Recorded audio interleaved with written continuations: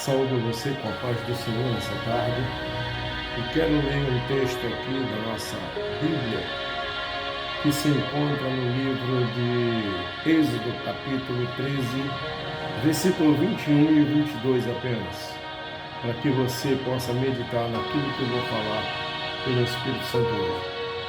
Diz assim: E o Senhor ia diante deles durante o dia, numa coluna de nuvem, para os guiar pelo caminho durante a noite, e numa coluna de fogo para iluminar, a fim de que caminhassem de dia e de noite.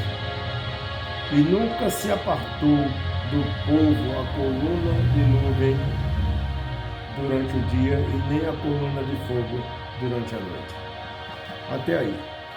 Então veja, a Bíblia diz exatamente nesse período aí que após Moisés atravessar, o Mar Vermelho, e Deus começa a dar a Moisés os utensílios da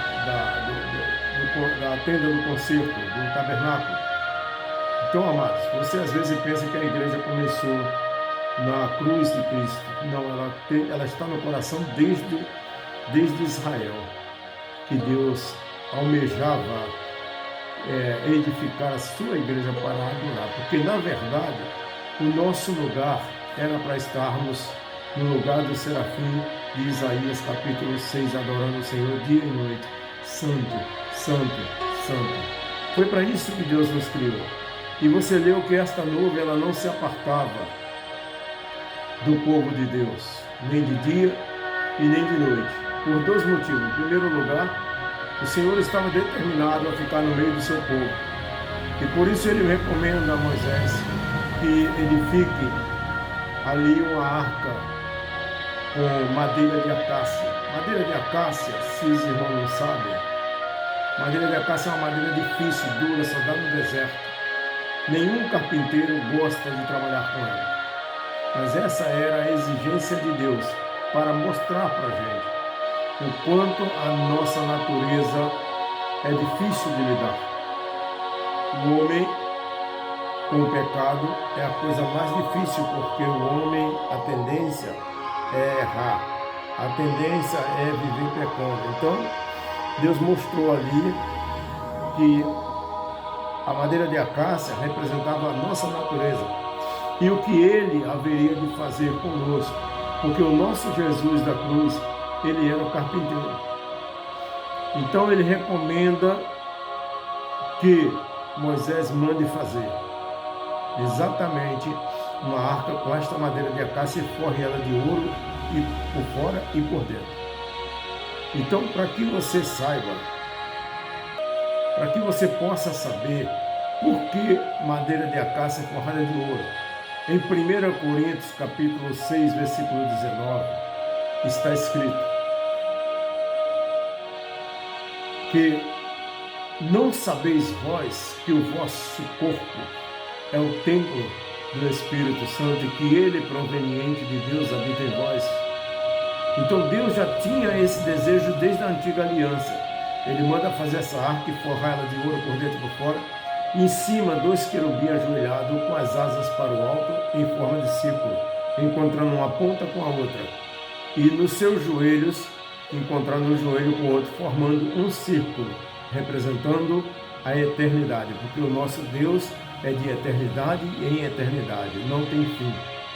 Então, ali estava o maior simbolismo da igreja, ou seja, que Deus queria na realidade morar dentro do homem, mas o homem ainda não estava pronto, porque o seu filho ainda não havia cumprido a lei, o seu filho ainda não havia sido morto e levando a culpa pelos nossos pecados. Por isso ele habitava no meio do povo, em cima, no meio daquele círculo. E ali uma gota da sua fagulha falava com Moisés e ordenava a Moisés fazer todas as coisas. E um outro ponto positivo, um ponto bastante rico, é que ele manda colocar a tábua da lei e manda colocar o cajado de Arão e um pote de maná. Maná, a recomendação de Deus era para que fosse comido todos os dias, não podia passar de um dia para o outro. porque senão apodreceria. O que requer de nós que nós dependamos de Deus.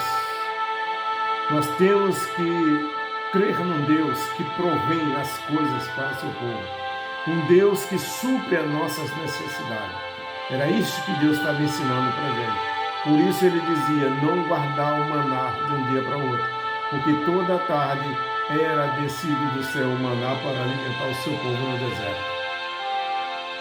Então Deus cuida de você, aonde você estiver. Deus cuida de nós.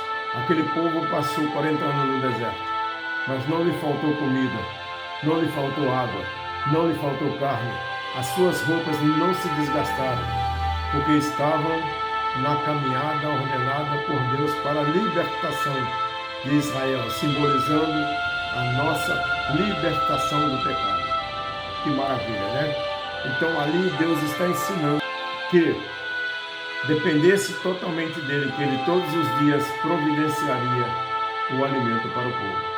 E ali ele manda colocar um pote de maná dentro da arca. E esse pote está nessa arca até o dia de hoje. E o que Deus nos ensina através disso é que se você achar esta arca hoje e abrir, este maná vai estar intacto, pronto para ser comido. E também o cajado de Arão vai estar intacto. Isso prova para nós a nossa esperança, que aquele que está no reino de Deus nunca morre. É promessa do Senhor para nossas vidas. Da maneira que aquele cajado e aquele maná está dentro da arca, simbolizando o reino de Deus, assim é todos nós que confessamos a Jesus Cristo diante da humanidade. Não morrerá mais. E você, pecador, você que não quer saber de Cristo, você que anda segundo os conselhos desse mundo, você também não vai mais morrer. Por quê? Porque a morte foi vencida. Cristo venceu a morte na cruz. Você agora, a diferença é saber aonde você vai querer passar a sua eternidade. Se é com Cristo ou distante de Cristo. Isaías capítulo 50 e 55 vai dizer: buscai o Senhor enquanto se está perto. Justamente isso, porque virá muito breve o dia em que essa igreja ela vai ser tirada da terra.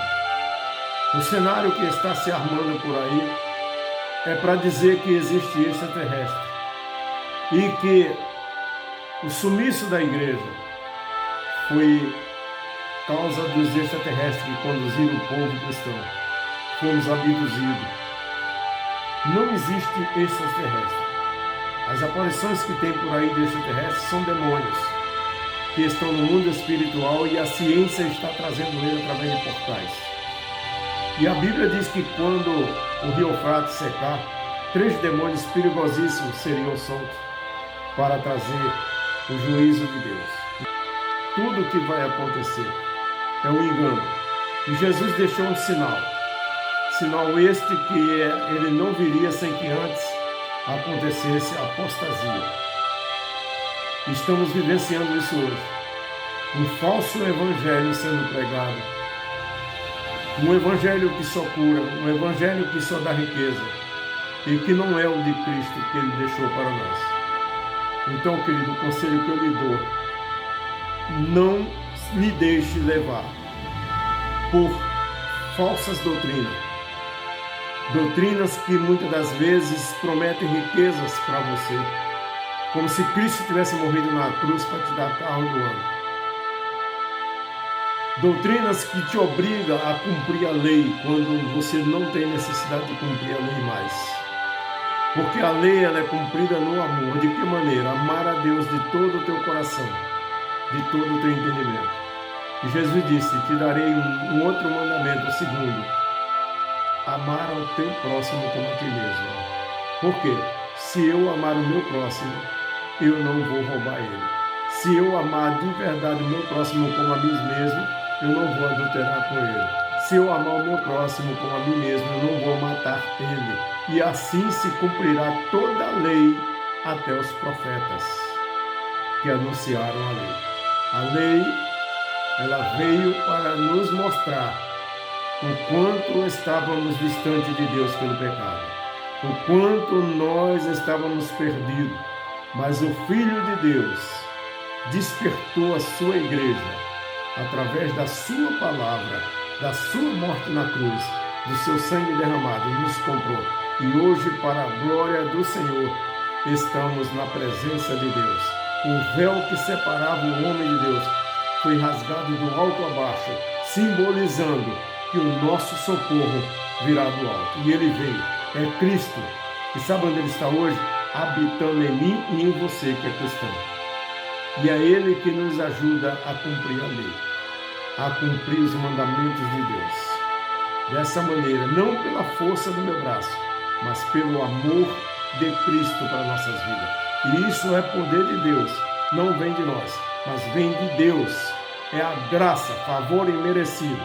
Que Deus te abençoe nessa tarde.